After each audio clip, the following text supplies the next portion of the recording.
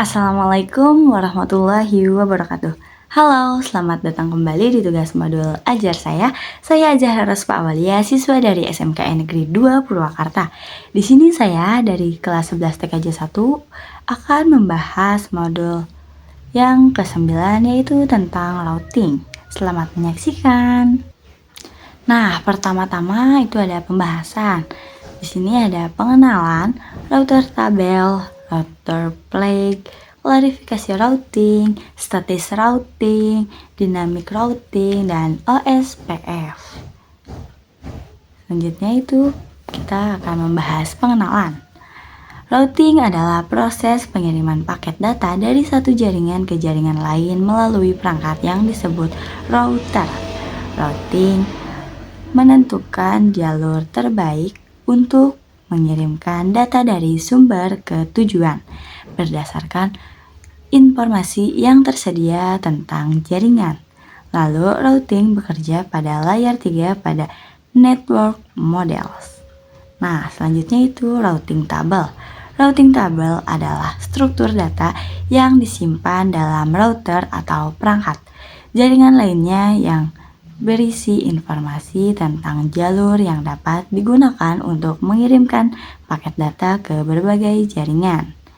Tabel ini berfungsi sebagai panduan bagi router untuk menentukan kemana paket data harus dikirim berdasarkan alamat tujuan. Routing tabel terbentuk dari satu itu semua route yang berasal dari dynamic routing protocol. Yang kedua itu semua route untuk network yang directly connected ke router. Yang ketiga itu konfigurasi tambahan atau static router. Nah, selanjutnya itu router flags. Router flags adalah indikator yang digunakan dalam routing tabel untuk memberikan informasi tambahan tentang status atau karakteristik dari router tertentu. Flag ini membantu router dan administrator jaringan memahami bagaimana route tersebut berfungsi dan bagaimana paket data harus diperlukan saat melewati route tersebut. Nah, ini ada pembagiannya, yaitu ada D itu dynamic, A itu aktif, C itu connected, S itu statis, O itu OSPF, R-nya itu RIP, B BGP, M MMA, B black hole, P lalu U itu unreliable, dan X disable. Nah, selanjutnya itu ada klarifikasi routing.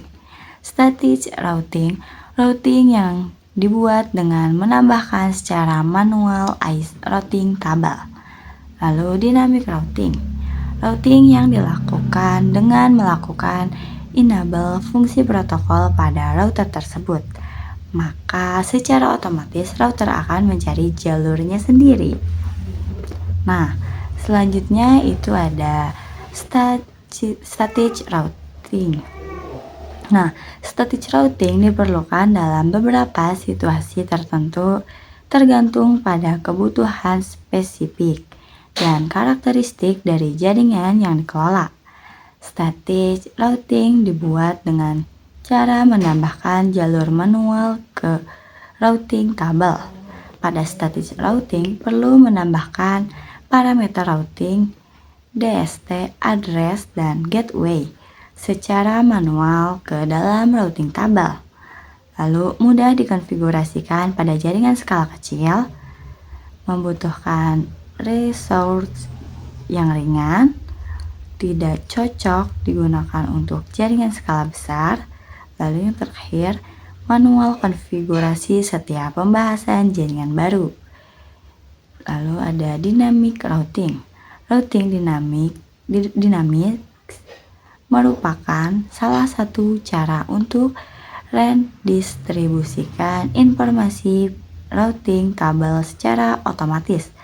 Hal ini untuk memudahkan perubahan dan ekspansi saat memiliki jaringan yang sudah terlalu besar.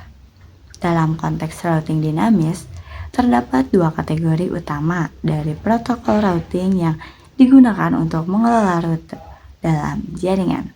Yang pertama itu ada IGP, Interior Gateway Protocol, dan yang kedua itu ada EGP, Exterior Gateway Protocol. Nah, selanjutnya itu yang terakhir OSPF.